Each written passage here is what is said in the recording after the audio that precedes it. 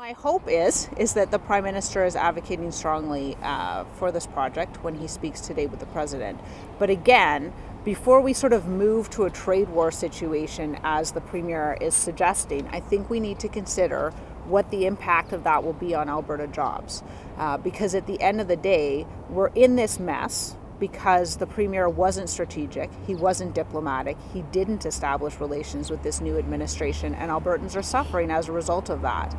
What we don't want is to find ourselves in a trade war that hurts Alberta more than it hurts anyone else, and that has a negative impact on jobs. So I think that analysis obviously will need to be done by the folks who have the information, but I hope that we see from this Premier a new leaf of being more strategic and more diplomatic and focusing instead of on yelling and screaming, but on the people of Alberta.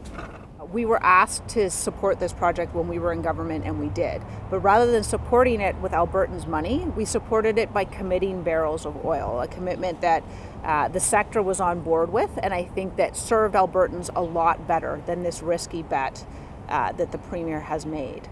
I think the other thing to note is that at this point, the question of legal action is one it's a legal question. The Premier and Cabinet are in receipt of advice about how likely that legal action is to succeed, i.e. whether it's just going to be throwing good money after bad or whether there's some chance of success.